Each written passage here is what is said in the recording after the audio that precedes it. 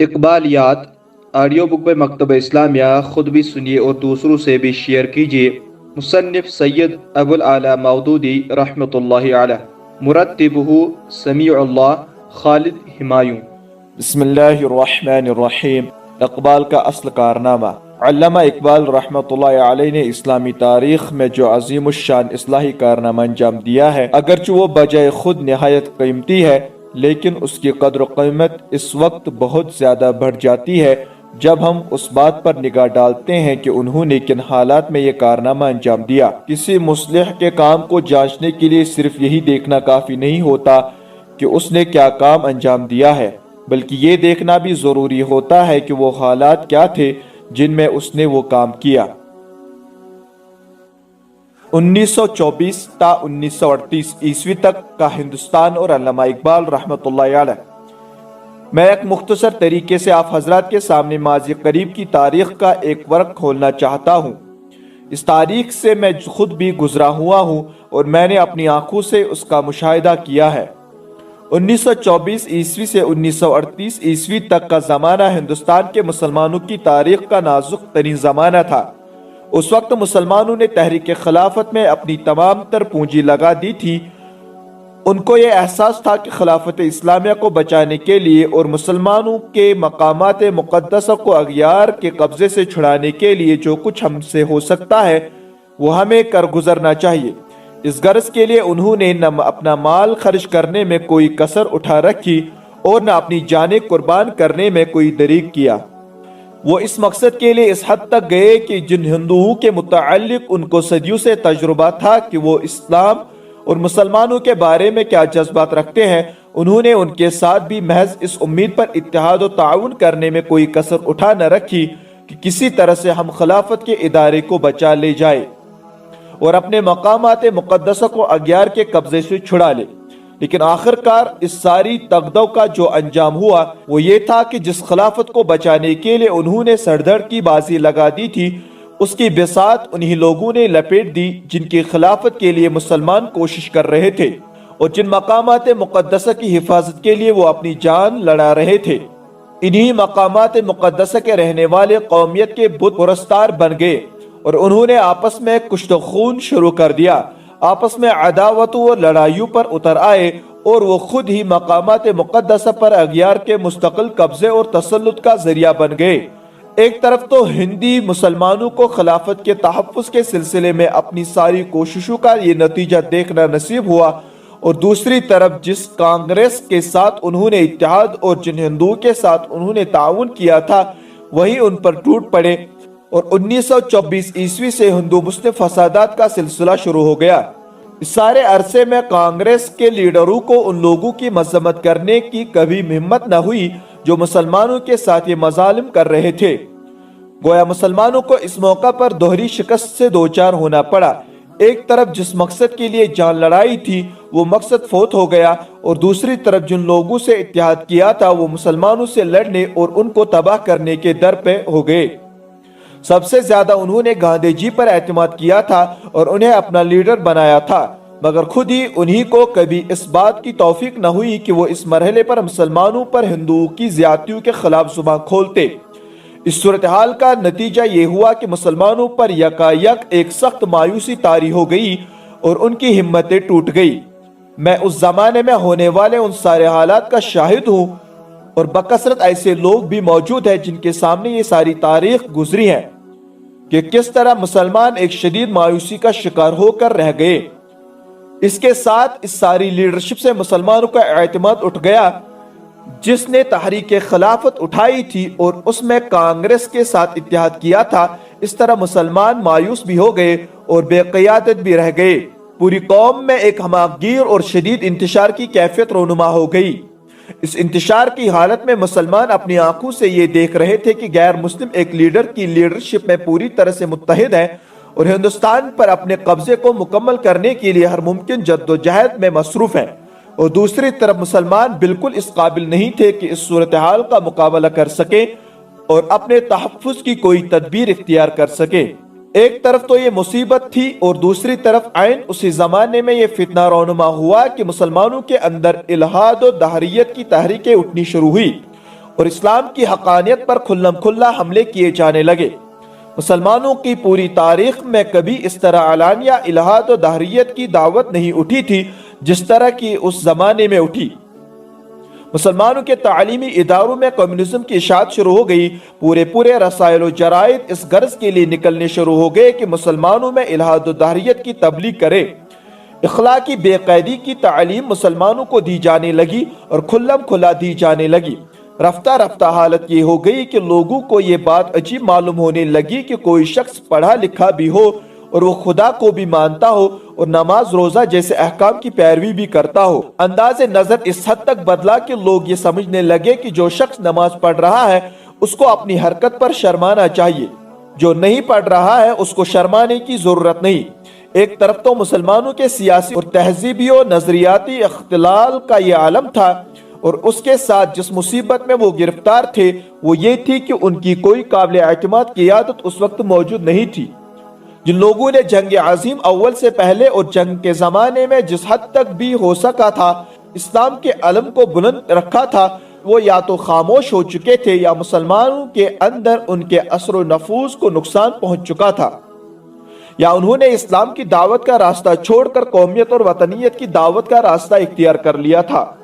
اس عالم میں صرف اقبال وہ شخص تھا جس نے اس پوری صورتحال کا مقابلہ کیا، اور واقعہ یہ ہے کہ 1924 عیسوی سے 1938 عیسوی تک 14 سال کی مدت میں اسلامی تحریک اور اسلامی جذبے کے احیاء کے لیے اور مسلمانوں میں اسلامی اور ملی شعور کو ابھارنے اور بیدار رکھنے کے لیے اگر کوئی سب سے بڑی طاقت کام کر رہی تھی وہ اکیلے اقبال رحمۃ اللہ علیہ کی طاقت تھی۔ جو لوگ بھی کلام اقبال پر نگاہ رکھتے ہیں اور انہوں نے اس کی نظم و نثر پڑھی ہے وہ اس بات کی گواہی دیں گے کہ اقبال نے ہندی مسلمانوں کے گرتے ہوئے وقار کو بچانے اور انہیں اپنے مٹتے ہوئے ملی تشخص کو بچانے کے لیے کس طرح آمادہ کار کیا، اور اس غرض کے لیے انہوں نے نظم و نثر دونوں کی قوت سے کام لیا۔ اقبال کے کارنامے کو ہم مختلف عنوانات کے تحت بیان کر سکتے ہیں۔ مغربی تہذیب پر ضرب کاری۔ سب سے اہم کام جو اقبال نے انجام دیا وہ یہ تھا کہ انہوں نے مغربیت اور مغربی مادہ پرستی پر پوری قوت کے ساتھ ضرب لگائی۔ اگرچہ یہ کام اس وقت علماء دین اور اہل مدارس اور خطیب حضرات بھی انجام دے رہے تھے، مگر ان کی باتوں کو یہ کہہ کر نظر انداز کر دیا جاتا تھا اور کہا جا سکتا تھا کہ یہ لوگ مغربی فلسفہ اور مغربی تہذیب و تمدن سے واقفیت نہیں رکھتے۔ لوگ ان اہل علم کی بات کو کچھ زیادہ وزن نہیں دیتے تھے، جو اگرچہ دین سے تو واقف تھے لیکن مغربی علوم، مغربی فلسفے، مغربی تہذیب اور مغربی زندگی سے پوری طرح واقف نہیں تھے۔ ان کے برعکس اقبال وہ شخص تھا کہ وہ اس سے زیادہ مغرب کو جانتا ہے اور اس سے زیادہ مغرب کو فلسفے اور مغربی علوم سے واقف ہے۔ اس لیے جب اقبال نے مغربیت، مغربی مادہ پرستی، مغربی فلسفے اور مغربی افکار پر چوٹ لگائی تو مسلمانوں پر مغرب کی جو مرعوبیت طاری تھی وہ کافور ہونے لگی، اور واقعہ یہ ہے کہ اس مرعوبیت کو توڑنے میں اکیلے اقبال کا کارنامہ سب سے بڑھ کر ہے۔ اگرچہ علامہ اقبال نے مسلمانوں کی جسمانی غلامی توڑنے کے لیے بھی کوشش کی اور ان کو آزادی کا سبق بھی دیا، لیکن حقیقت یہ ہے کہ کسی قوم کا ذہن اگر غلام ہو تو خواہ اس کا جسم آزاد بھی ہو جائے تب بھی وہ قوم آزاد نہیں رہ سکتی۔ اس وجہ سے اقبال نے مسلمانوں کی اس ذہنی غلامی کو بھی ختم کرنے کی کوشش کی جو ان پر طاری ہو گئی تھی۔ اقبال رحمۃ اللہ علیہ کا یہ خودی کا فلسفہ جس کے متعلق لوگ سمجھتے ہیں یہ کوئی چیستان یا معمہ ہے، یہ در حقیقت اس بات کے لیے تھا کہ مسلمان اپنے آپ کو پہچانے کہ وہ کیا ہے۔ واقعہ یہ ہے کہ مسلمان اپنے آپ کو بھول گئے تھے، ان کو اپنی تاریخ سے شرم آتی تھی، وہ اپنی روایات، اپنی تہذیب، اپنے عقیدے اور اپنی اخلاقی اقدار کے بارے میں شدید احساس کمتری کا شکار ہو چکے تھے۔ وہ سمجھتے تھے کہ اگر دنیا کی تاریخ میں کوئی قابل قدر چیز ہے تو وہ صرف اہل مغرب کی پیش کی ہوئی ہے۔ یہ صورتحال اس وجہ سے پیدا ہوئی کہ مسلمانوں کی نئی نسلوں کو کچھ پتہ نہیں تھا کہ ان کا اپنا سرمایہ کیا ہے۔ اس موقع پر اقبال مرحوم نے مسلمانوں کے اندر یہ احساس پیدا کیا کہ تم دنیا بھر میں سب سے زیادہ قابل فخر تہذیب رکھتے ہو، تمہارے پاس دنیا کا بہترین نظام حیات ہے اور تم سب سے زیادہ صحیح اور اعلیٰ اخلاقی اقدار رکھتے ہو۔ اپنی خودی کو پہچانو اور اپنے آپ کو جانو کہ تم کیا ہو۔ تم نے اپنے آپ کو کھو دیا ہے اور اپنی حقیقت کو گم کر دیا ہے۔ اپنے قومی تشخص کو سمجھو اور اپنی تہذیبی سربلندی کے لیے سرگرم عمل ہو جاؤ۔ اس کے ساتھ اقبال نے مسلمانوں کے اندر یہ احساس پیدا کیا کہ اسلام کوئی پرانا اور ازکار رفتہ نظام نہیں ہے جو اس زمانے میں کام نہ کر سکتا ہو۔ انہوں نے اپنے شعر سے بھی اور اپنی نثر سے بھی یہ بات مسلمانوں کے ذہن نشین کی کہ اسلام ازلی اور ابدی اصولوں کا حامل ہے۔ اسلام کسی وقت بھی پرانا نہیں ہو سکتا، اس کے اصول ہر زمانے میں یکساں قابل عمل ہے۔ اگرچہ اسلام کی حقانیت کی شہادت اس وقت علماء دین ممبروں پر بھی دے رہے تھے اور مدرسوں میں بھی، لیکن جب اس مغربی تہذیب کی آغوش میں پرورش پائے ہوئے اور مغربی فلسفے پر عبور رکھنے والے آدمی نے اٹھ کر اسلام کی حقانیت کی شہادت دی تو مسلمانوں کے قلوب و اذہان پر اس کا نہایت گہرا اور پائیدار اثر پڑا۔ اس وقت مختلف فتنوں کی یلغار کے درمیان مسلمانوں کی جو نسل گمراہ ہو رہی تھی، اس کو بچانے کے لیے اہل منبر وہ کام نہیں کر سکتے تھے جو مغربی تعلیم یافتہ اور مغربی علوم میں مہارت کاملہ رکھنے والا یہ آدمی انجام دے سکتا تھا۔ اور واقعہ یہ ہے کہ جب اس نے ایک باوقار پر اعتماد اور مجتہدانہ شان کے ساتھ اسلام کی حقانیت کی شہادت دی تو نئی نسل کے اندر ایک نیا اسلامی شعور پیدا ہوا۔ وطنی قومیت کی تردید۔ اس کے ساتھ علامہ اقبال نے جو عظیم کارنامہ انجام دیا وہ یہ ہے کہ انہوں نے وطنی قومیت اور قوم پرستی پر ایک شدید ضرب لگائی۔ حقیقت یہ ہے کہ اگر انہوں نے قوم پرستی، نیشنلزم اور وطنی قومیت پر بروقت ضرب کاری نہ لگائی ہوتی تو آگے چل کر مسلمانوں کو کانگریس میں جذب کرنے کے لیے جو تحریک اٹھی تھی اس سے مسلمانوں کا بچ جانا محال تھا۔ ایسے حالات میں کہ جب علماء دین تک اٹھ کر مسلمانوں کو وطنی قومیت کا درس دینے لگے تھے اور مسلمانوں کے بڑے بڑے متقی علماء تک مسلمانوں سے یہ کہنے لگے تھے کہ وطنی قومیت سے تمہارے دین کو کوئی خطرہ نہیں، اس موقع پر یہ صرف اقبال تھا جس نے پوری شدت کے ساتھ اس تباہ کن تصور کا تار و پود بکھیرا اور لوگوں کو پوری قوت کے ساتھ یہ بتایا کہ وطن بھی ایک بت ہے اور وطن کی پرستش کرنا بھی ویسا ہی شرک ہے جیسا کہ کسی بت کی پرستش کرنا شرک ہے۔ اگر اقبال نے یہ تعلیم بر وقت نہ دی ہوتی تو بعد میں کانگریس نے رابطہ عوام ماس کانٹیکٹ کی جو تحریک شروع کی تھی اور جس میں علماء اور اشتراکی حضرات بھی شریک تھے، وہ تحریک مسلمانوں کو ہندو کے اندر اس طرح سے گھلا دیتی جیسے نمک پانی کے اندر گھل جاتا ہے۔ لیکن اقبال نے مسلمانوں میں یہ احساس پیدا کیا کہ قومیت وطن اور زبان سے نہیں بنتی ہے بلکہ قومیت دین اور عقیدے سے بنتی ہے۔ اس نے مسلمانوں میں اس شعور کو بیدار کیا کہ تم ایک عقیدہ اور ایک تہذیب رکھنے والی قوم ہو، تمہاری قومیت ان لوگوں سے بالکل مختلف ہے جن کی تہذیب اور عقیدہ و مسلک تم سے الگ ہے۔ وحدت ملی کا احساس۔ اس کے ساتھ اقبال نے مسلمانوں کے اندر یہ احساس بھی ابھارا کہ تمام دنیا میں ملت اسلامیہ ایک وحدت ہے اور اس کو ایک وحدت ہونا چاہیے۔ اس طرح انہوں نے بیک وقت دو کام کیے۔ باہر کی دنیا میں مسلمان جس طرح قوم پرستی میں مبتلا ہو کر ایک دوسرے سے کٹ کر رہے تھے اور ایک دوسرے کو کاٹ رہے تھے، اور جس طرح ترکوں اور عربوں کے درمیان ایک المناک کشمکش برپا ہوئی اور اس کے نتیجے میں شرق و اوسط پر جو تباہی آئی اور تمام ممالک اسلامیہ جس مصیبت میں مبتلا ہوئے، وہ سب اس قوم پرستی کا نتیجہ تھا جس کی تبلیغ و اشاعت عیسائیوں نے عربوں اور ترکوں کے درمیان کی تھی۔ ایک طرف تو اقبال نے تمام دنیا کے مسلمانوں کو اس بات کی دعوت دی کہ تم ایک ملت واحدہ ہو اور جس قوم پرستی میں تم مبتلا ہو یہ ایک بالکل غلط اور مہلک تصور ہے، اور دوسری طرف انہوں نے ہندی مسلمانوں میں یہ احساس پیدا کیا کہ تم مسلمان ہونے کی حیثیت سے ایک قوم اور ایک ملت ہو، تمہارا کسی دوسری قوم میں جذب ہونا سراسر ایک باطل نظریہ ہے۔ اگر اقبال نے بر وقت یہ اقدام نہ کیا ہوتا اور اسلامی قومیت کے صحیح تصور کی تبلیغ کر کے مسلمانوں کے اندر اپنی اسلامی قومیت کا احساس پیدا نہ کر دیا ہوتا تو آج اس پاکستان کا کہیں وجود نہ ہوتا۔ آج اگر ہندوستان میں مسلمان ایک قوم کی حیثیت سے اپنے تہذیبی وجود پر اصرار کر رہے ہیں تو وہ بھی اسی تعلیم کی وجہ سے کر رہے ہیں جو اقبال نے اس وقت دی تھی، اور یہ پاکستان بھی اس تعلیم کی وجہ سے معرض وجود میں آیا جس نے مسلمانوں میں اس احساس کو بیدار کر دیا کہ وہ ایک قوم اور ایک ملت ہے۔ دین و سیاست کے متعلق باطل تصور کی بے کنی۔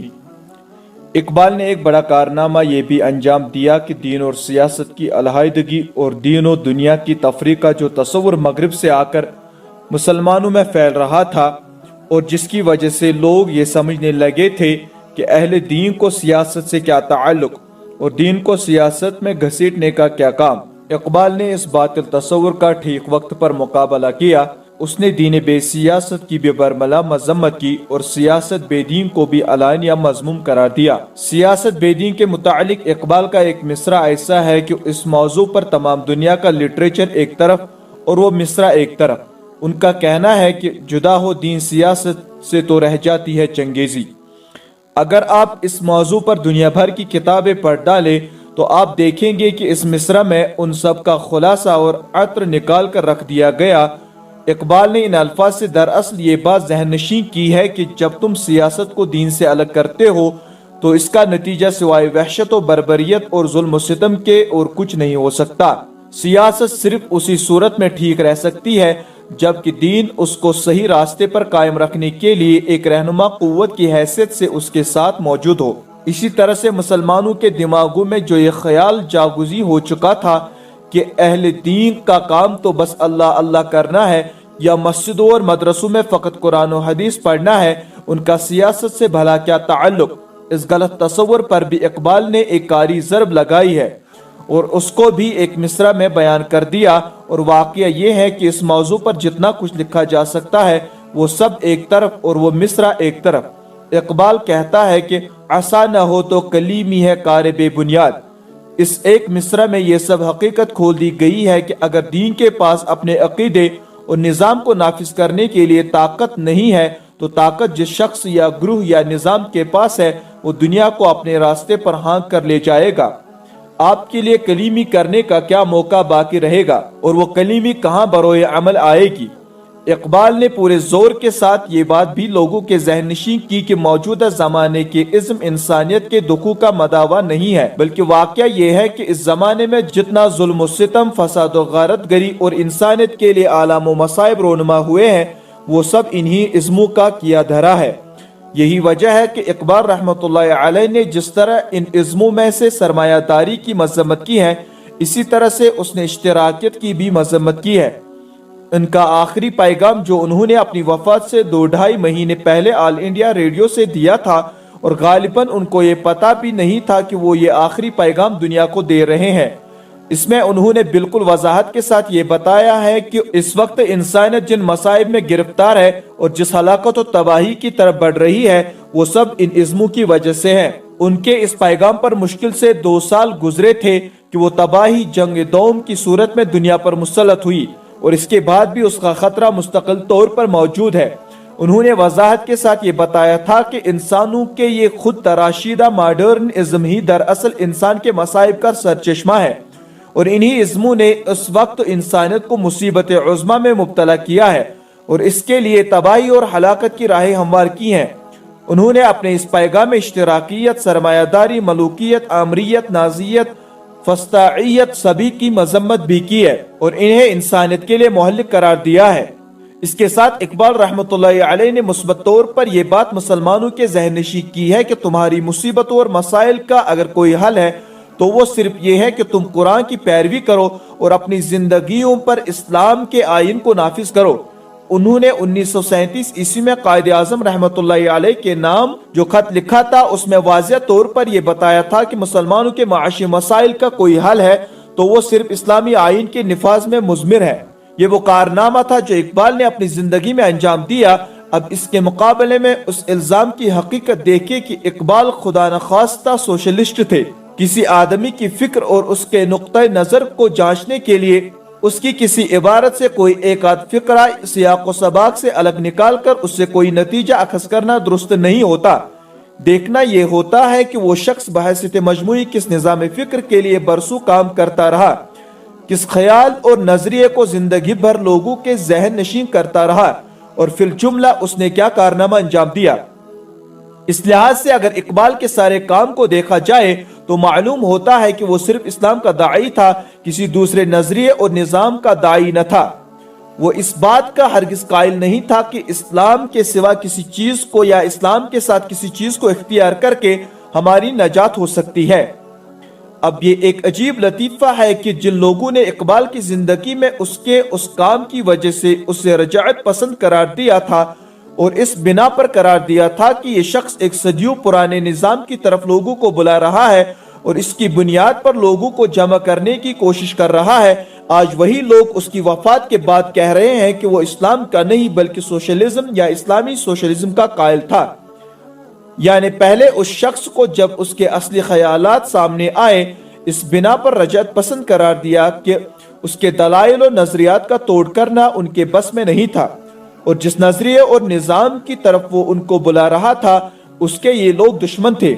لیکن اس کے بعد جب دیکھا کہ اس شخص کی گرفت ہولڈ تعلیم یافتہ طبقے کے دماغوں پر بہت مضبوط ہو چکی ہے اور اس کی فکر قبول عام کی سند حاصل کر چکی ہے، اس لیے اب اس کی مذمت نہیں کی جا سکتی، تو انہوں نے کہا کہ اچھا اگر اس کو کنڈم نہیں کر سکتے تو اس کو کنورٹ کرو اور کہو کہ وہ تو سوشلزم کا قائل تھا، اور یہ سوشلزم بھی اقبال کے کلام سے برآمدہ کس طرح کیا جاتا ہے ذرا ایک نظر اس سے بھی دیکھ لیجئے۔ ان کا مشہور شعر ہے کہ جس کھیت سے دہقاں کو میسر نہ ہو روزی اس کھیت کے ہر خوشے گندم کو جلا دو۔ اول تو آپ یہ دیکھیں کہ جس سلسلہ کلام میں انہوں نے یہ بات فرمائی ہے اس کے اندر اس شعر کا یہ مفہوم نہیں ہے کہ اشتراکی گوریلو اٹھو اور لوگوں کے کھیتوں کو جلا دو۔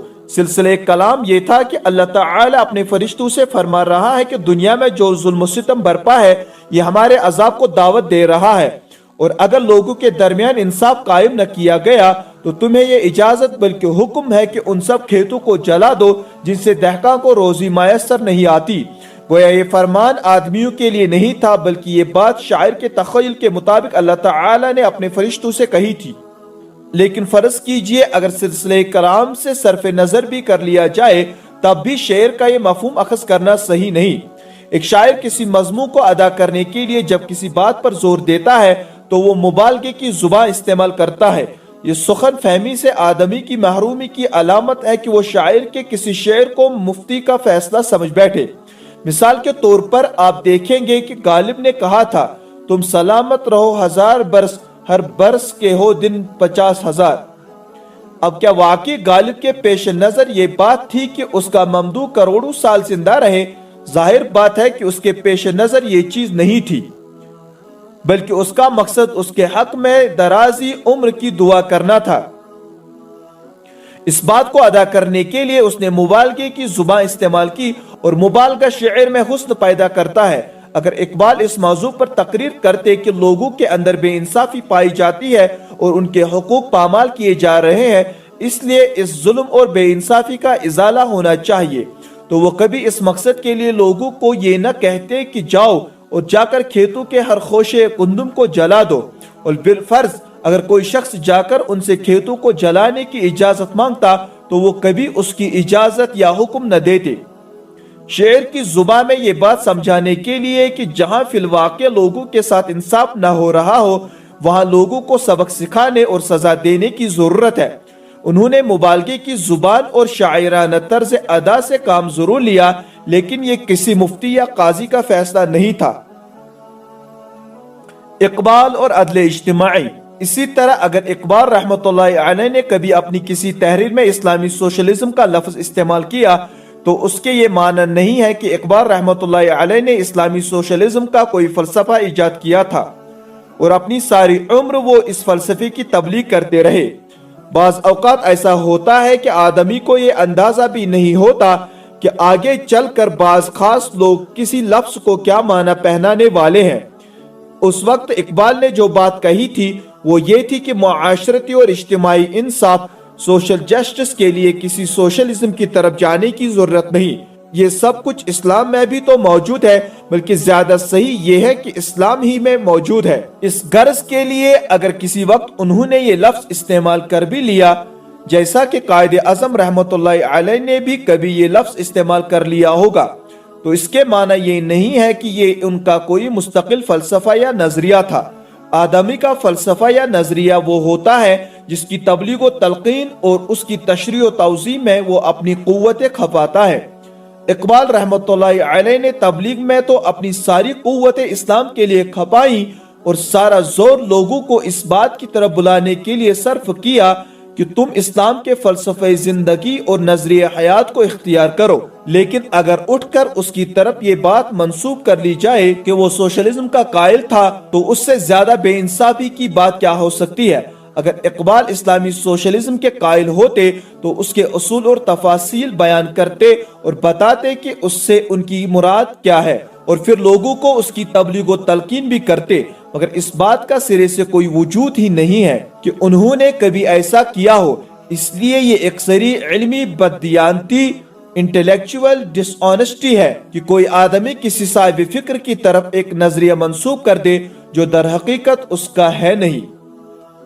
سوشلزم یا کسی دوسرے غیر اسلامی نظریہ و فکر کے برعکس اقبال رحمۃ اللہ علیہ نے تو بڑی وضاحت اور قطعیت کے ساتھ مسلمانوں کو یہ تصور دیا کہ محض سیاسی آزادی یا اقتصادی بہبود ہی تمہارا مقصود نہیں ہے، بلکہ اسلام کی حفاظت تمہارا اصل مقصد ہے۔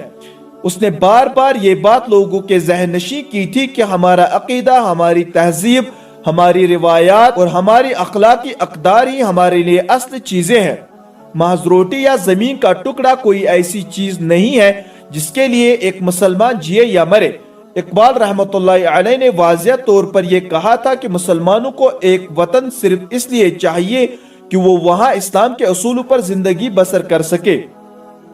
ان کی 1930 عیسوی کی تقریر سے، جس میں انہوں نے پاکستان کی اصطلاح استعمال کیے بغیر پاکستان کا تخیل پیش کیا تھا، یہ بات صاف معلوم ہوتی ہے کہ ان کی نظر میں اگر کوئی چیز اہم تھی تو صرف یہ کہ کسی طرح اسلام اور اہل اسلام کو سربلندی نصیب ہو۔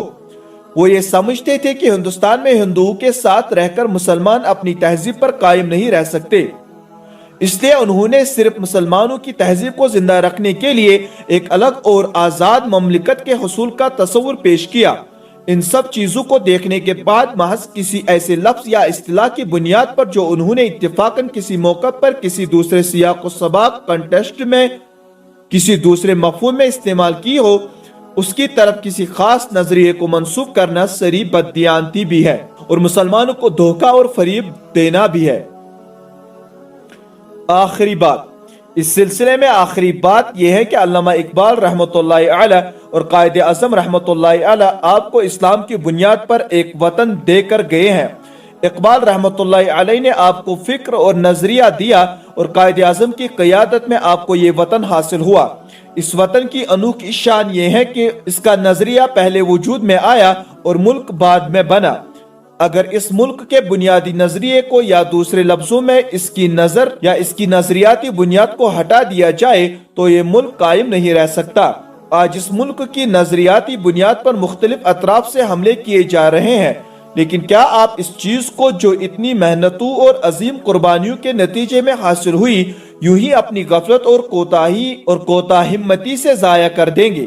میں کہتا ہوں کہ اگر آپ نے اس کو کھو دیا تو گویا تاریخ انسانی میں یہ بات ثابت کر دے گی ایک بے وقوف قوم تھی جس نے لاکھوں جانوں، انگنت عصمتوں اور کروڑوں اور اربوں روپیوں کی جائیدادیں قربان کر کے ایک وطن حاصل کیا، مگر وطن حاصل کرنے کے بعد 23 برس کی مدت کے اندر ہی اندر اس کو کھو بھی دیا۔ اگر خدا نہ خواستہ ایسا ہوا تو تاریخ میں آپ کا مقام ایک بے وقوف اور ایک احمق قوم کی حیثیت سے باقی رہ جائے گا، بشرطے کہ آپ کی تاریخ کو باقی رہنے دیا گیا۔ اگر آپ نے آج اشتراکیت یا وطنی قومیت کے نظریے یا کسی اور باطل ازم کو اختیار کیا تو صرف یہی نہیں کہ آپ کی آزادی ختم ہو جائے گی، بلکہ میں کہتا ہوں کہ آپ کا وجود بھی ختم ہو جائے گا۔ اور مجھے یہ کہنے میں تعمل نہیں کہ اسپین کے بعد تاریخ کا یہ دوسرا بھیانک المیہ ہوگا کہ اس بر صغیر میں محمد رسول اللہ صلی اللہ علیہ وسلم کی امت کا خاتمہ ہو گیا۔ اس وجہ سے یہ وقت ہے کہ مسلمانوں کے نوجوان، مرد اور عورتیں، بچے اور بوڑھے سب اس بات کے لیے متحد ہو جائیں کہ وہ یہاں اسلام کا نظام ہی غالب کریں گے اور ان لوگوں کی کوششوں کو قطعی طور پر ناکام بنا دیں گے جو مسلمانوں کو اسلام کے عقیدے اور نظام حق سے منحرف کرنا چاہتے ہیں اور اس طرح ان کو فتنوں میں مبتلا کر کے تباہی کی طرف دھکیلنا چاہتے ہیں۔ خطبات بموقع یوم اقبال رحمۃ اللہ علیہ، 21 اپریل 1970 عیسوی، پنجاب یونیورسٹی ہال، لاہور۔ حیات اقبال کا سبق۔ دنیا کا میلان ابتدا سے جدید ترین دور تک اکابر پرستی، ہیرو ورشپ کی جانب رہا ہے۔ ہر بڑی چیز کو دیکھ کر ھذا ربی ھذا اکبر کہنے کی عادت جس کا ظہور قدیم ترین انسانوں سے ہوا تھا آج تک اس سے نہیں چھوٹی ہے۔ جس طرح 2000 برس پہلے بدھ کی عظمت کا اعتراف اس مخلوق کے نزدیک بجز اس کے اور کسی صورت سے نہیں ہو سکتا تھا کہ اس کا ایک مجسمہ بنا کر اس کی عبادت کی جائے، اسی طرح 20ویں صدی میں دنیا کی سب سے زیادہ سخت منکر عبودیت قوم روس کا ذہن لینن کی بزرگی کے اعتراف کی کوئی صورت اس کے سوا نہیں سوچ سکتا کہ اس کی شخصیت کے آگے مراسم عبودیت بجا لائے۔ لیکن مسلمانوں کا نقطہ نظر اس باب میں عام انسانوں سے مختلف ہے۔ اکابر پرستی کا تصور اس کے ذہن کی افتاد سے کسی طرح میل نہیں کھاتا۔ وہ بڑوں کے ساتھ برتاؤ کرنے کی صرف ایک ہی صورت سوچ سکتا ہے، یعنی اولئک الذین ھداھم اللہ فبھداھم اقتدی۔ اللہ نے ان کو زندگی کا سیدھا راستہ بتایا تھا جس پر چل کر وہ بزرگی کے مراتب تک پہنچے، لہذا ان کی زندگی سے سبق حاصل کرو اور اس کے مطابق عمل کرو۔ اسی نقطۂ نظر سے میں اس مختصر سے مضمون میں اپنی قوم کے نوجوانوں کو بتانا چاہتا ہوں کہ جس اقبال کو عظمت کا سکہ ان کے دلوں پر بیٹھا ہوا ہے، اس کی زندگی کیا سبق دیتی ہے۔ سب جانتے ہیں کہ اقبال نے یہی مغربی تعلیم حاصل کی تھی جو ہمارے نوجوان انگریزی یونیورسٹیوں میں حاصل کرتے ہیں۔ یہی تاریخ، یہی ادب، یہی اقتصادیات، یہی سیاسیات، یہی قانون اور یہی فلسفہ انہوں نے بھی پڑھا تھا، اور ان فنون میں بھی وہ مبتدی نہ تھے بلکہ منتہی فارغ التحصیل تھے۔ خصوصاً فلسفہ میں تو ان کو امامت کا مرتبہ حاصل تھا، جس کا اعتراف موجودہ دور کے اکابر فلسفہ تک کر چکے ہیں۔ جس شراب کے 2-4 گھونٹ پی کر بہت سے لوگ بہکنے لگتے ہیں، یہ مرحوم اس کے سمندر پیے بیٹھا تھا۔ پھر مغرب اور اس کی تہذیب کو بھی اس نے محض ساحل پر سے نہیں دیکھا تھا جس طرح ہمارے 99% نوجوان دیکھتے ہیں، بلکہ وہ اس دریا میں غوطہ لگا کر اتر چکا تھا اور ان سب مرحلوں سے گزرا تھا جن میں پہنچ کر ہماری قوم کے ہزاروں نوجوان اپنے دین و ایمان، اپنے اصول تہذیب و تمدن اور اپنے قومی اخلاق کے مبادی تک سے برگشتہ ہو جاتے ہیں، حتیٰ کہ اپنی قومی زبان تک بولنے کے قابل نہیں رہتے۔ لیکن اس کے باوجود اس شخص کا کیا حال تھا؟ مغربی تعلیم و تہذیب کے سمندر میں قدم رکھتے وقت وہ جتنا مسلمان تھا، اس کے منجدہار میں پہنچ کر اس سے زیادہ مسلمان پایا گیا۔ اس کی گہرائیوں میں جتنا اترتا گیا اتنا ہی زیادہ مسلمان ہوتا گیا، یہاں تک کہ اس کی تہہ میں جب پہنچا تو دنیا نے دیکھا کہ وہ قرآن میں گم ہو چکا ہے اور قرآن سے الگ اس کا کوئی فکری وجود باقی ہی نہیں رہا۔ وہ جو کچھ سوچتا تھا، جو کچھ دیکھتا تھا، قرآن کی نظر سے دیکھتا تھا۔ حقیقت اور قرآن اس کے نزدیک شے واحد تھے، اور اس شے واحد میں وہ اس طرح فنا ہو گیا تھا کہ اس دور کے علماء دین میں بھی مجھے کوئی ایسا شخص نظر نہیں آتا جو فنائیت فی القرآن میں اس امام فلسفہ اور اس MA PhD بارائٹ لا سے لگا کھاتا ہو۔ بہت کم لوگوں کو معلوم ہے کہ آخری دور میں اقبال نے تمام کتابوں کو الگ کر دیا تھا اور سوائے قرآن کے اور کوئی کتاب وہ اپنے سامنے نہ رکھتے تھے۔ سال ہر سال تک علوم و فنون کے دفتروں میں غرق رہنے کے بعد جس نتیجے پر پہنچے تھے وہ یہ تھا کہ اصل علم قرآن ہے، اور یہ جس کے ہاتھ آ جائے وہ دنیا کی تمام کتابوں سے بے نیاز ہے۔ ایک مرتبہ کسی شخص نے ان کے پاس فلسفے کے چند سوالات بھیجے اور ان کا جواب مانگا۔ ان کے قریب رہنے والے لوگ متوقع تھے کہ اب علامہ اپنی لائبریری کی الماریاں کھلوائیں گے اور بڑی بڑی کتابیں نکلوا کر ان مسائل کا حل تلاش کریں گے، مگر وہ یہ دیکھ کر حیران رہ گئے کہ لائبریری کی الماریاں مکفل کی مکفل رہی اور وہ صرف قرآن ہاتھ میں لے کر جواب لکھوانے بیٹھ گئے۔ رسول اللہ صلی اللہ علیہ وسلم کی ذات مبارک کے ساتھ ان کی والہانہ عقیدت کا حال اکثر لوگوں کو معلوم ہے، مگر کسی کو یہ معلوم نہیں کہ انہوں نے اپنے سارے تفلسف اور اپنی تمام عقلیت کو رسول صلی اللہ علیہ وسلم عربی کے قدموں میں ایک متاع حقیر کی طرح نظر کر کے رکھ دیا تھا۔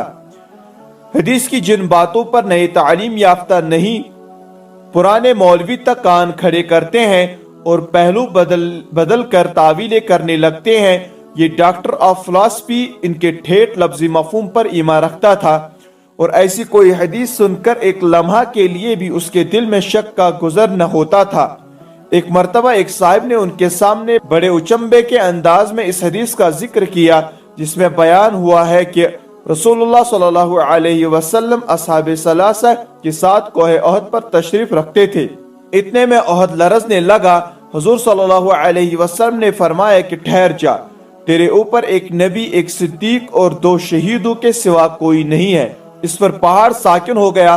اقبال نے حدیث سنتے ہی کہا کہ اس میں اچنبے کی کون سی بات ہے، اس کو استعارہ و مجاز نہیں بالکل ایک مادی حقیقت سمجھتا ہوں، اور میرے نزدیک اس کے لیے کسی تعویل کی حاجت نہیں۔ اگر تم حقائق سے آگاہ ہوتے تو تمہیں معلوم ہوتا کہ ایک نبی کے نیچے اگر مادے کے بڑے سے بڑے تودے بھی لرز جاتے ہیں، مجازی طور پر نہیں واقعی لرزہ اٹھتے ہیں۔ اسلامی شریعت کے جن احکام کو بہت سے روشن خیال حضرات فرسودہ اور بوسیدہ قوانین سمجھتے ہیں اور جن پر اعتقاد رکھنا ان کے نزدیک ایسی تاریخ خیالی ہے کہ مہذب سوسائٹی میں ان کی تائید کرنا ایک تعلیم یافتہ آدمی کے لیے ڈوب مرنے سے زیادہ بدتر ہے۔ اقبال نہ صرف ان کو مانتا اور ان پر عمل کرتا ہے بلکہ برملا ان کی حمایت کرتا تھا، اور اس کو کسی کے سامنے ان کی تائید کرنے میں باک نہ تھا۔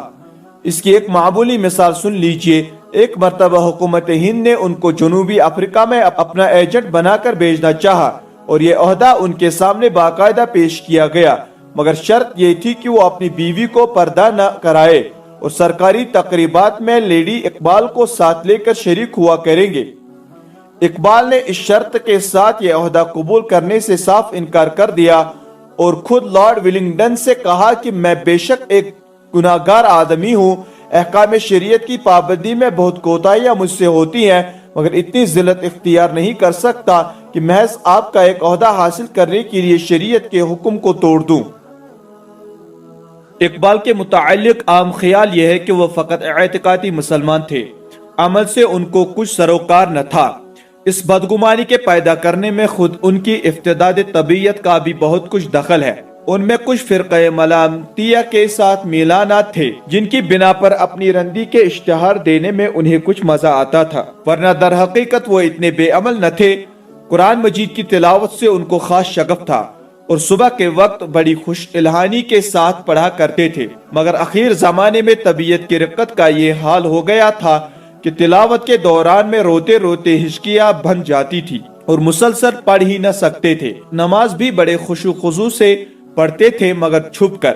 ظاہر میں یہی اعلان تھا کہ میں نرا گفتار کا غازی ہوں۔ ان کی سادہ زندگی اور فقیرانہ طبیعت کے حالات ان کی وفات کے بعد ہی لوگوں میں شائع ہوئے، ورنہ عام خیال یہی تھا کہ جیسے اور سر صاحبان ہوتے ہیں ویسے ہی وہ بھی ہوں گے، اور اسی بنا پر بہت سے لوگوں نے یہاں تک بلا تحقیق لکھ ڈالا تھا کہ ان کی بارگاہ عالی تک رسائی کہاں ہوتی ہے۔ لیکن واقعہ یہ ہے کہ یہ شخص حقیقت میں اس سے بھی زیادہ فقیر منش تھا جتنا اس کی وفات کے بعد لوگوں نے اخبارات میں بیان کیا ہے۔ ایک مرتبہ کا واقعہ سن لیجئے جس سے اس نائٹ اور بیرسٹر کی طبیعت کا آپ اندازہ کر سکیں گے۔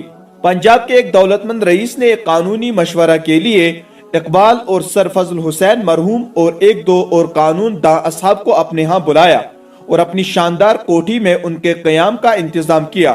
رات کو جس وقت اقبال اپنے کمرے میں آرام کرنے کے لیے گئے تو ہر طرف عیش و تنعم کے سامان دیکھ کر اور اپنے نیچے نہایت نرم اور قیمتی بستر پا کر معاً ان کے دل میں خیال آیا کہ جس رسول صلی اللہ علیہ وسلم کی پاکی جوتیوں کے صدقے میں آج ہم کو یہ مرتبے نصیب ہوئے ہیں، اس نے بوریے پر سو کر زندگی گزاری تھی۔ یہ خیال آنا تھا کہ آنسوں کی جھڑی بند گئی۔ اس بستر پر لیٹنا ان کے لیے ناممکن ہو گیا۔ اٹھے اور برابر کے غسل خانے میں جا کر ایک کرسی پر بیٹھ گئے اور مسلسل رونا شروع کر دیا۔ جب ذرا دل کو قرار آیا تو اپنے ملازم کو بلا کر اپنا بستر کھلوایا اور ایک چارپائی اس غسل خانے میں بچھوائی اور جب تک وہاں مقیم رہے غسل خانہ ہی میں سوتے رہے۔ یہ وفات سے کئی برس پہلے کا واقعہ ہے، جب باہر کی دنیا ان کو سوٹ بوٹ میں دیکھا کرتی تھی۔ کسی کو خبر نہ تھی کہ اس سوٹ کے اندر جو شخص چھپا ہوا ہے اس کی اصلی شخصیت کیا ہے۔ وہ ان لوگوں میں سے نہ تھا جو سیاسی اغراض کے لیے سادگی و فقر کا اشتہار دیتے ہیں اور سوشلسٹ بن کر غریبوں کی ہمدردی کا دم بھرتے ہیں، मगर पब्लिक की निगाहों से हटकर उनकी तमाम जिंदगी रईसाना और ऐश पसंदाना है। इकबाल के नाइटहुड और सर शफी मरहूम जैसे हजरात के साथ उनके सियासी रिश्ते को देखकर आम ये ख्याल था और अब भी है कि वो महज शायरी ही में आजाद ख्याल थे। अमली जिंदगी में आजाद ख्याली उनको छूकर भी न गुजरी थी, बल्कि वो निरे अंग्रेज के गुलाम थे। लेकिन हकीकत उसके बिल्कुल बरअक्स है।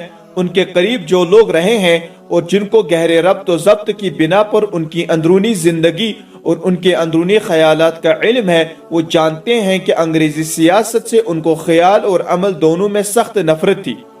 बारगाह हुकूमत से वो कोसों दूर भागते थे। सरकार और उसके पुरस्तार दोनों उनसे सख्त बदगुमान थे और उनकी जात को अपने मकासद में हारिज समझते थे। सियासत में उनका नस्बुल आइन महज कामिल आजादी ही न था, बल्कि वो आजाद हिंदुस्तान में दारुल इस्लाम को अपना मकसूद हकीकी बनाए हुए थे। इसलिए किसी ऐसी तहरीक का साथ देने पर आमादा न थे जो एक दारुल कुफ्र को दूसरे दारुल कुफ्र में तब्दील करने वाली हो।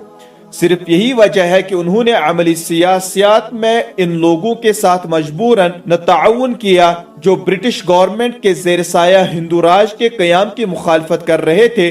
गो मकासद के एतबार से उनमें और उस तबके में कोई रब्त न था, मगर सिर्फ इस मसलहत ने उनको इस तबके के साथ जोड़ रखा था कि जब तक मुसलमान नौजवानों में दारुल इस्लाम का नस्बुल आइन एक आतशे फिरोजा की तरफ भड़क न उठे और वो इसके लिए सरफरोशाना जद्दोजहद पर आमादा न हो, इस वक्त तक कम अज कम इनकलाब के रुख को बिल्कुल दूसरी जानिब पलट जाने से रोके रखा जाए। इस बिना पर उन्होंने एक तरफ अपनी शायरी से नौजवान ने इस्लाम के दिलों में वो रूह फूंकने की कोशिश की जिससे सब लोग वाकिफ हैं, और दूसरी तरफ अमली सियासियात में वो रविश इख्तियार की जिसके असली मकसूद से चंद खास आदमियों के सिवा कोई वाकिफ नहीं, और जिसके बाद ज़ाहिरी पहलुओं की वजह से वो खुद अपने बेहतरीन अकीदतमंद मुतारिफीन तक के ताने सुनते रहे।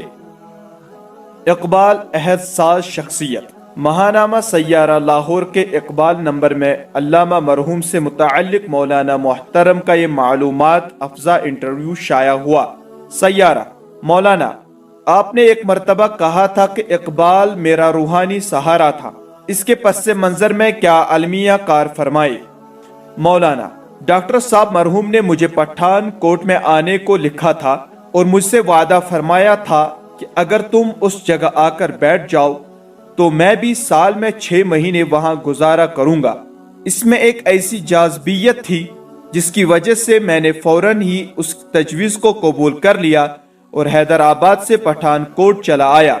मगर इस सारी दास्तान का अलमिया ये है कि मार्च में मैं पठानकोट मुंतकिल हुआ और अप्रैल में डॉक्टर साहब का इंतकाल हो गया।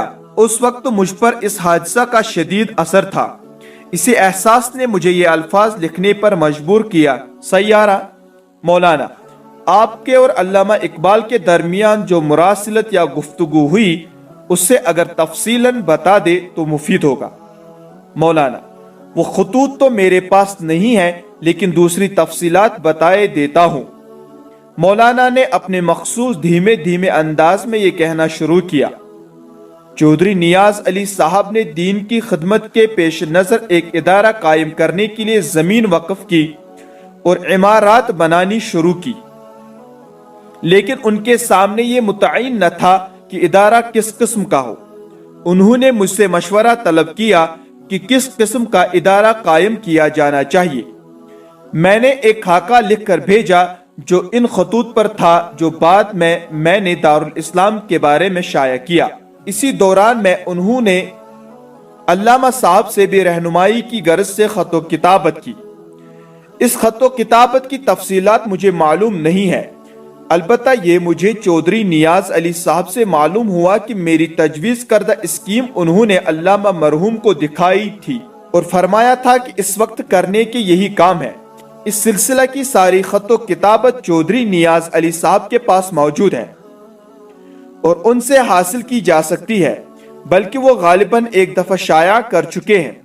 तकरीबन 1936 ईस्वी ही का जमाना था जब पहली मर्तबा अल्लामा साहब ने मुझे नजीर नियाजी साहब या मियाँ शफी साहब के हाथ से खत लिखवाया था कि मैं हैदराबाद छोड़कर पंजाब में मुंतकिल हो जाऊं, मगर उस वक्त मैंने इजहार माजरत कर दिया था क्योंकि उस वक्त मैं हैदराबाद ही में रहने का ख्याल रखता था اور وہاں میں نے زمین بھی اس غرض سے خرید لی تھی کہ اس طرح کا ایک ادارہ قائم کروں گا جس کی تجویز انہوں نے کی تھی۔ سیارہ علامہ صاحب نے آپ کو پنجاب آ جانے کے لیے کوئی خاص وجہ بھی لکھی تھی؟ مولانا بس ایک خواہش ظاہر کی تھی کہ میں پنجاب چلا آؤں، زیادہ تفصیل نہیں لکھی تھی۔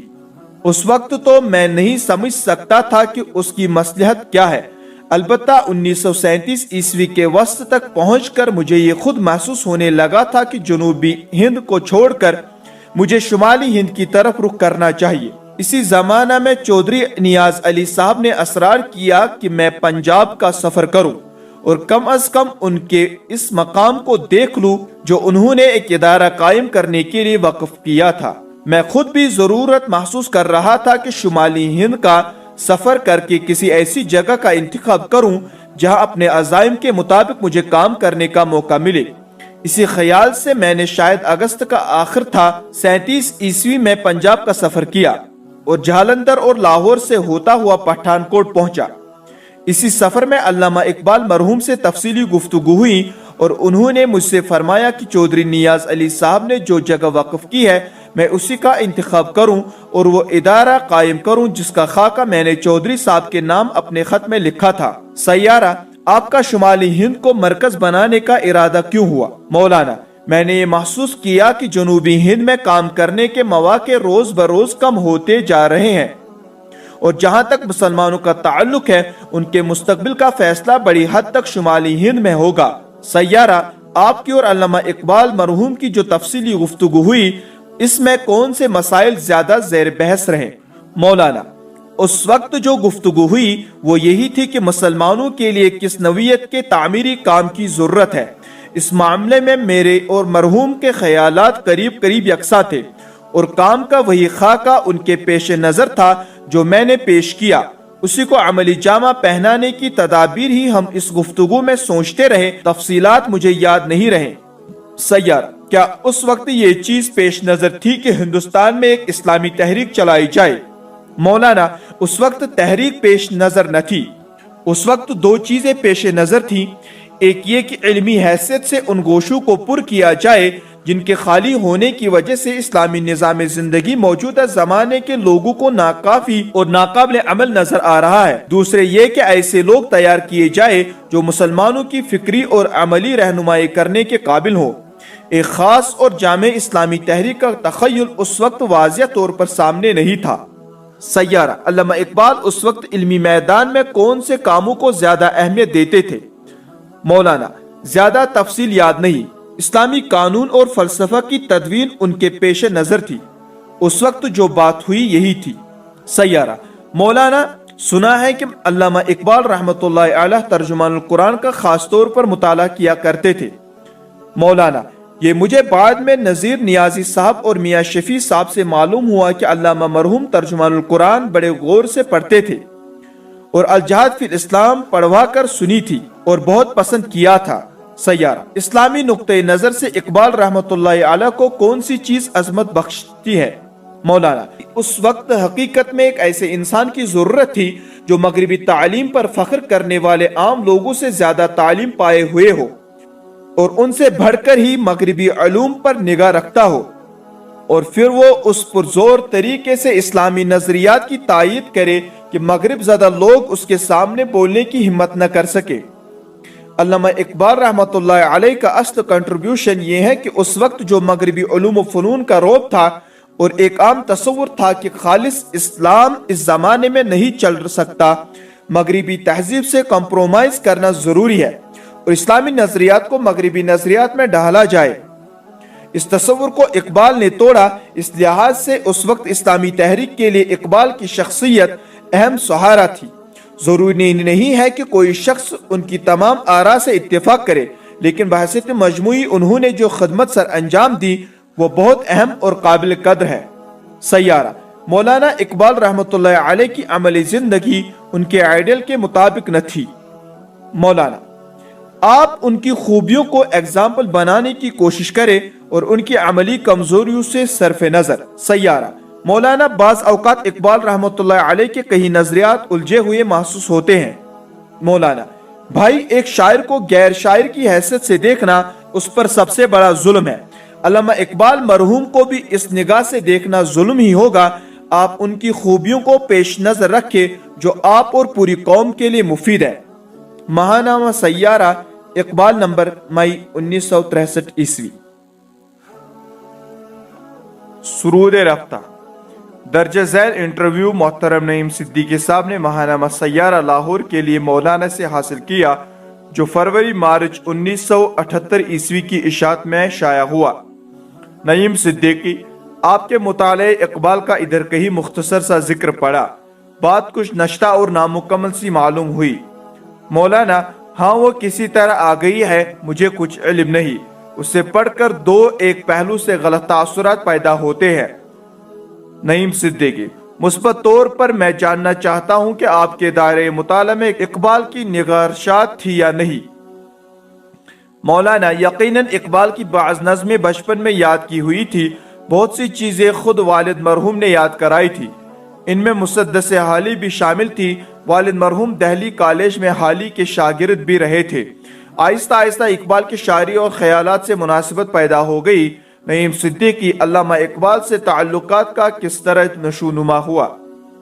मौलाना, एक दिन अल्लामा का खत यकायक हैदराबाद में मौसूल हुआ। इसमें लिखा था कि तुम पंजाब मुंतकिल हो जाओ, क्योंकि जनूबी हिंद आने वाले हालात के लिहाज से एक महफूज इलाका नहीं है। जो काम तुम कर रहे हो उसके लिए पंजाब में मैदान है। इस खत को पढ़कर मुझे ये अंदाजा हुआ कि अल्लामा इकबाल मुझे जानते हैं, बल्कि अल जिहाद फिल इस्लाम को पढ़े तो एक शहादत मिलती है। अल्लामा इकबाल ने अपने खतूत में इस्लामी नुक्ते नज़र से दो किस्म की जंगों को जायज़ रखा है, मुदाफ़ाना जंग और मुस्लिहाना जंग। मेरा ख्याल है कि मुस्लिहाना जंग की इस्तिलाह अल जिहाद फिल इस्लाम से माखूज है और उसका तस्वुर भी।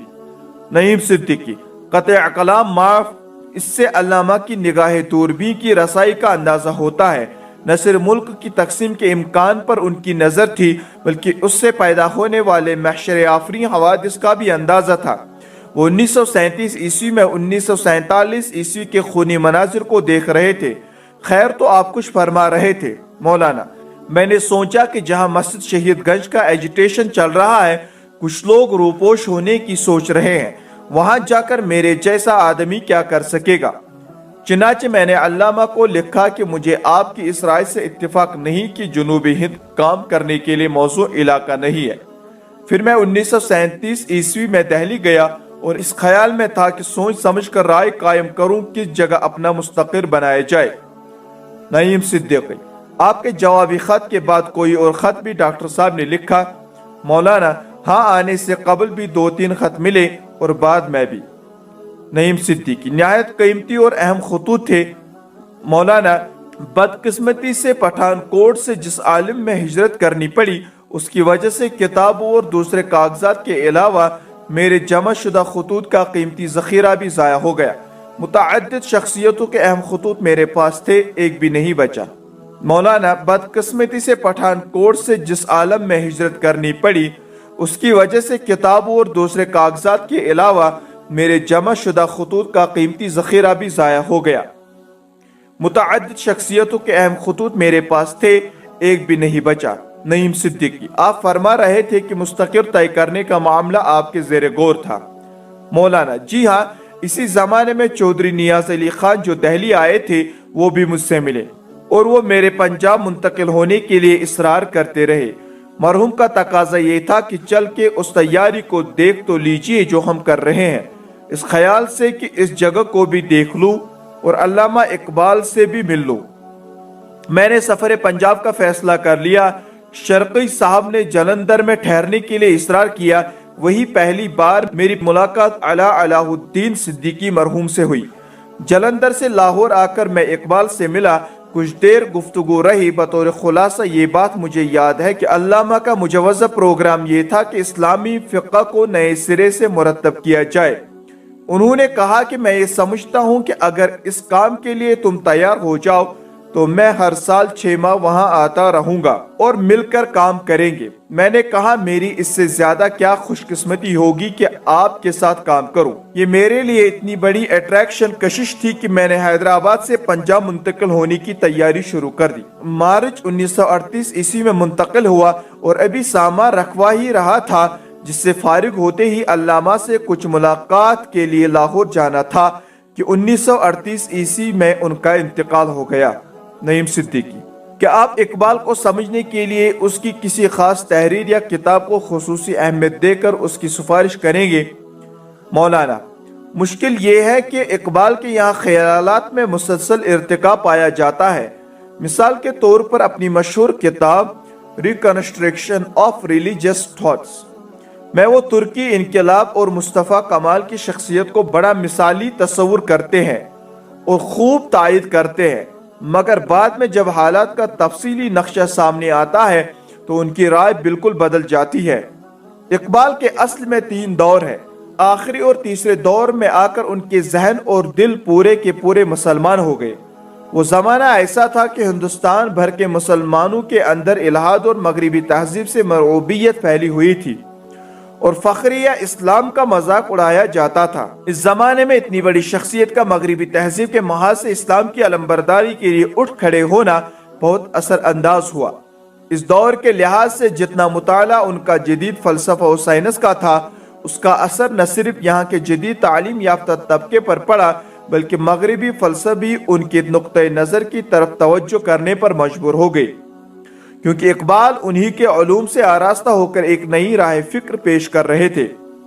نعیم صدیقی: میں نے تمہیدی گفتگو میں مولانا ابوالکلام آزاد رحمۃ اللہ علیہ کا مطالعہ کرنے کے متعلق سرسری طور پر ایک ضمنی سی بات چھیڑی تھی، اس کے متعلق کچھ کہنا پسند کریں گے؟ مولانا: الہلال والے ابوالکلام رحمۃ اللہ علیہ کے متعلق میرا تاثر اس وقت تقریباً 15 سال کی عمر میں اسلام کو پوری طرح سمجھ نہ سکنے کی وجہ سے یہ تھا کہ ان سے زیادہ دین کی سمجھ رکھنے والا کوئی نہیں۔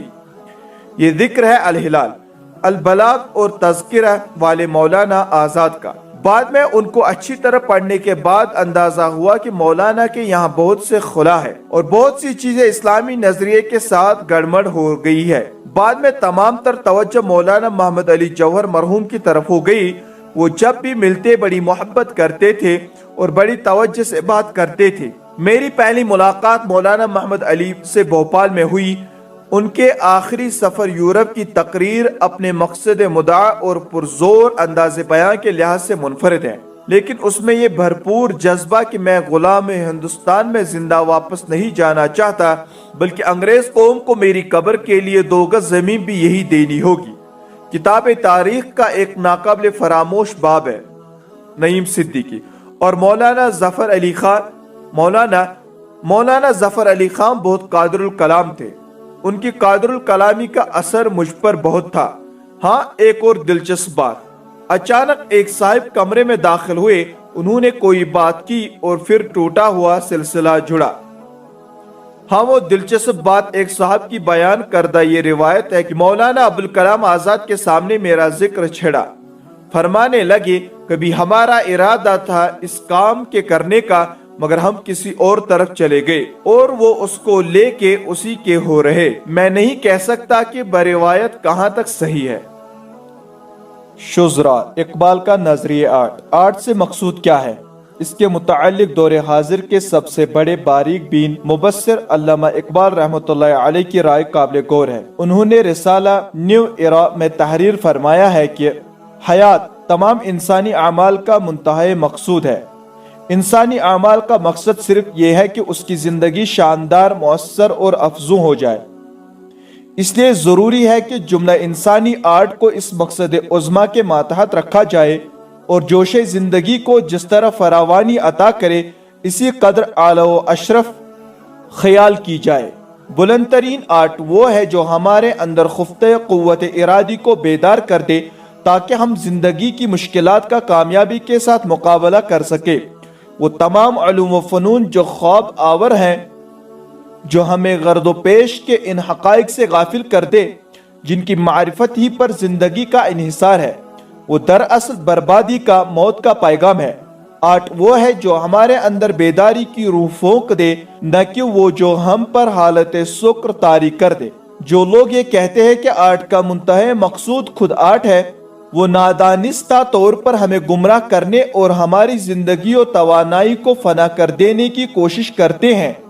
لہذا ازبس ضروری ہے کہ ہم ایسے ناداں دوستوں سے ہوشیار رہیں اسی نظریے کو وہ ضرب کلیم میں ان اشعار میں بیان فرماتے ہیں: اے اہل نظر ذوق نظر خوب ہے لیکن جو شے کی حقیقت کو نہ دیکھے وہ نظر کیا، مقصود ہنر سوز حیات اب دی ہے، یہ ایک نفس یا دو نفس مثل شرر کیا، جس سے دل دریا متلاطم نہیں ہوتا، اے قطرے نیستاں وہ صدف کیا وہ گہر کیا، شاعر کی نوا ہو کہ مغنی کا نفس ہو، جس سے چمن افسردہ ہو وہ باد سحر کیا، بے معجزہ دنیا میں ابھرتی نہیں قومیں، جو ضرب کلیمی نہیں رکھتا وہ ہنر کیا۔ پہلے اور دوسرے نظریے کا فرق دیکھیے۔ ایک طرف حقائق کی جستجو کرنے والوں نے اقبال رحمۃ اللہ علیہ کے کلام سے نئی زندگیوں کی تعمیر کر لی ہے، اور دوسری طرف آگرہ اور لکھنؤ ہنوز اسی الجھن میں گرفتار ہیں کہ اقبال رحمۃ اللہ علیہ نے بلبل کو مذکر باندھا ہے یا مؤنث، اور نہ معلوم ابھی کب تک اس تحقیق عظیم کا سلسلہ جاری رہے گا کہ بلبل فی الواقع مؤنث ہے یا مذکر۔ رسالہ ایمان، پٹی ضلع لاہور، 15 اپریل 1940 عیسوی۔ اقبال سے دو ملاقاتیں۔ علامہ اقبال مرحوم سے میری بس دو ہی ملاقاتیں ہوئی ہے۔ ایک اس زمانے میں جب مدارس سے پلٹتے ہوئے انہوں نے حیدرآباد میں اپنے مشہور 6 خطبات سنائے تھے، دوسری 1937 عیسوی کے آخر میں جب ان کے ارشاد پر میں نے پنجاب منتقل ہو جانے کا فیصلہ کیا۔ ان دونوں ملاقاتوں کا کوئی خاص تأثر اس مجموعی تأثر سے الگ اور مختلف نہ تھا جو میں پہلے ہی ان کے علم و فضل، ان کے تفکر اور ان کی خدمت اسلام کے بارے میں رکھتا تھا اور آج بھی رکھتا ہوں۔ فکر اقبال کا مستقبل۔ کسی معاشرے میں کسی فکر کے مستقبل کا انحصار دو چیزوں پر ہوتا ہے، ایک یہ کہ وہ فکر بجائے خود دلوں اور دماغوں کو اپیل کرنے کی کتنی طاقت رکھتی ہے، دوسرے یہ کہ معاشرے میں ذہنی، اخلاقی اور علمی حیثیت سے کتنی قوت اس فکر کی تائید کرنے والی موجود ہے۔ فکر اقبال کے معاملے میں پہلی چیز کے لحاظ سے تو کمی نہیں ہے، مگر دوسری چیز کی بڑی کمی ہے، اور یہ کمی روز بروز بڑھتی جا رہی ہے۔ اس لیے یہ کہنا تو مشکل ہے کہ یہاں اس کا کوئی مستقبل نہیں ہے، مگر یہ کہنا بھی آسان نہیں ہے کہ بڑا شاندار مستقبل ہے۔ فلسفہ خودی۔ خودی سے مراد عرفان نفس ہے۔ دنیا و آخرت میں انسان کی فلاح و کامرانی کا سارا انحصار خود شناسی و خدا شناسی پر ہے، اور خدا شناسی بھی خود شناسی کے بغیر ممکن ہے۔ اس کے برعکس خود فراموشی و خدا فراموشی ہی تمام برائیوں کی جڑ ہے، اور خدا فراموشی میں بھی انسان خود فراموشی ہی کی وجہ سے مبتلا ہوتا ہے۔ 6 خطبات۔ یہ خطبات ایک ایسے زمانے میں تحریر کیے گئے تھے جبکہ اسلامی فکر و نظر اور دستور حیات پر مغرب کی یلغار نے دنیا اسلام میں بڑی انقلاب انگیز شکل اختیار کر لی تھی اور اس پر ایک ہلچل برپا تھی۔ اس وقت جو ابتدائی کوششیں اسلامی عقیدے اور نظام فکر و عمل کو از سر نو مرتب کرنے کے لیے کی گئی، ان میں علامہ مرحوم کے ان خطبات کا بڑا اہم مقام ہے، لیکن یہ کہنا صحیح نہ ہوگا کہ یہ ترتیب جدید بالکل یا درست تھی۔ اس میں وقت کے حالات کا اثر بھی پایا جاتا ہے اور بعض مسائل کے بیان میں بھی خامیاں ہے۔ اس لیے اگر کوئی اسے فکر اسلام کی ترتیب نو کے معاملے میں حرف آخر کہے تو غلط ہوگا۔ البتہ اس طرز خاص کے لٹریچر میں مقدم الجیش کی حیثیت سے اس کی قدر ناقابل انکار ہے۔ ماخوذ مکاتب سید ابوالعلا مودودی، حصہ اول، صفحہ نمبر 154-155۔ ابلیس کی مجلس شورا۔ اقبال کی نظم ابلیس کی مجلس شورا جس طرح مسلمانوں کو ایک انوکھے انداز میں ان کی غفلتوں اور گمراہیوں پر تنقید کرتی ہیں، اسی طرح عام انسانوں کو بھی یہ بتاتی ہے کہ جن فتنوں کو وہ اپنے لیے حقیر سمجھ رہے ہیں ان میں سے ہر ایک کی تہہ میں انسان کی بربادی کا سامان چھپا ہوا ہے، اور اصلی فلاح کسی اور چیز میں ہے جس سے ابلیس کانپ رہا ہے اور ہر ممکن طریقے سے کوشش کر رہا ہے کہ نوع انسانی کہیں اس آب حیات کا پتہ نہ پا سکے۔ اس لحاظ سے اس نظم کا مسلمانوں تک پہنچنا جس قدر ضروری ہے، اور خصوصیت کے ساتھ ان مغربی اقوام تک اس کا پہنچنا اور بھی ضروری ہے جو آج کل ابلیس کے مشن کی علمبردار بنی ہوئی ہے۔ ماہنامہ ترجمان القرآن، لاہور۔ سوال: علامہ اقبال مرحوم نے اپنے کلام میں فقر کا لفظ کثرت سے استعمال کیا ہے، میں اس موضوع پر ان کے اشعار جمع کرنے کا ارادہ رکھتا ہوں، آپ کے نزدیک فقر سے کیا مراد ہے؟ جواب: فقر کے لغوی معنی تو احتیاج کے ہے، لیکن اہل معرفت کے نزدیک اس سے مراد مفلسی اور فاقہ کشی کے نہیں ہے، بلکہ خدا کے سوا ہر ایک سے بے نیازی ہے۔ جو شخص اپنی حاجت مندی کو غیر اللہ کے سامنے پیش کرے اور جسے غنا کی حرص دوسروں کے آگے سر جھکانے اور ہاتھ پھیلانے پر آمادہ کرے، وہ لغوی حیثیت سے فقیر ہو سکتا ہے، مگر نگاہ عارف میں دریوز گر ہے، فقیر نہیں ہے۔ حقیقی فقیر وہ ہے جس کا اعتماد ہر حالت میں اللہ پر ہو، جو مخلوق کے مقابلے میں خوددار اور خالق کے آگے بندے عاجز ہو۔ خالق جو کچھ بھی دے، خواہ وہ کم ہو یا زیادہ، اس پر قانع و شاکر رہے، اور مخلوق کی دولت و جاہ کو نگاہ بھر کر بھی نہ دیکھے۔ وہ اللہ کا فقیر ہوتا ہے، نہ کہ بندوں کا۔ ترجمان القرآن، لاہور، اپریل 1977 ء۔